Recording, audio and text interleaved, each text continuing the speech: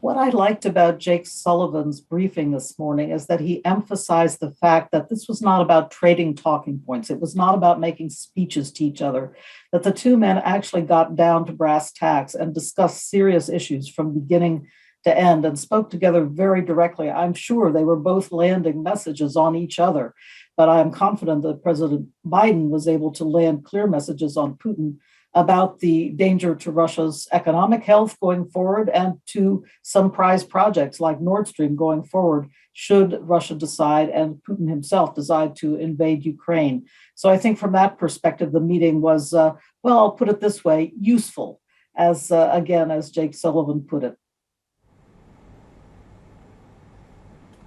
Rose, the question now is, if we see those messages turning into action, are we actually going to see the Russians deciding now to stand down their troops at the border and move away from Ukraine, given the threat of possible military action from the US and its allies, and of course harsh sanctions as well?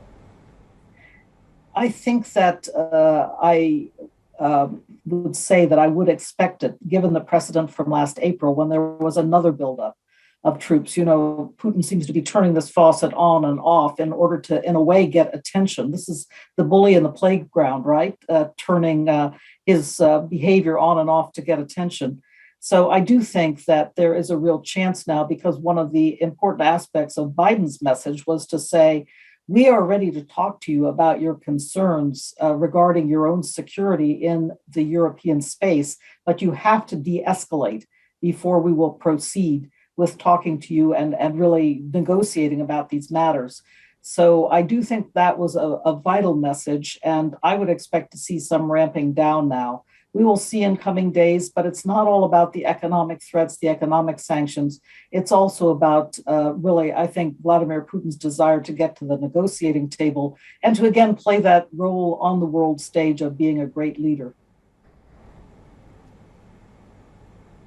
That's exactly right. And it, of course, comes in the midst of what has been a significant energy crisis for Europe. Rose, I wanted to get your take on how Nord Stream 2 fits into this quite complex jigsaw puzzle. Is this going to provide the US with some leverage over the Russians? That is, of course, the pipeline running to Germany that is facing some regulatory hurdles right now in Germany in terms of getting approved. How does the US use this to its advantage?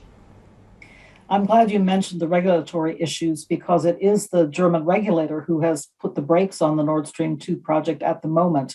And that is important. There has been some suspicion that this was all political, but I think, in fact, it gives some breathing space to convey the message very clearly to President Putin, to the Kremlin, to the Russian government, that their prize project is in danger now because of their behavior with regard to the military buildup on Ukraine's borders. So I think we have a useful pause here, a very important moment when I hope some decisions will be made in Moscow to, again, to de-escalate, to bring the pressure down on Ukraine, and to begin to talk about larger European security issues. In that context, it would then make sense for additional steps to be taken to implement the Nord Stream 2 project. But again, it's going to be up to the regulator as to how that proceeds. It's not a simple matter of a political decision, I'm quite sure. That's right. So all eyes to see on what happens next with regards to that. Rose, this conversation, as you alluded to before, also lays the groundwork for a possible future meeting between Biden and Putin, and of course, a restart on the negotiations when it comes to the New START treaty, which is something that you know a lot about. This is something you have a lot of experience in. What's going to happen with regards to those talks? Interestingly enough, since the Geneva summit in June, there have been steady talks between the two sides, including two serious plenary sessions for strategic stability talks. The groups are now meeting together in these working groups, one of which is devoted to laying the groundwork for negotiations on a replacement for New START. Those working groups are meeting even now. They have not been halted by the recent tensions, and I think that's right. Nuclear weapons are an existential threat, so we need to keep working, chipping away at getting controls and limits on nuclear weapons. But I do think that the groundwork is being laid to get into a serious negotiation in the new year, leading to a replacement for New START.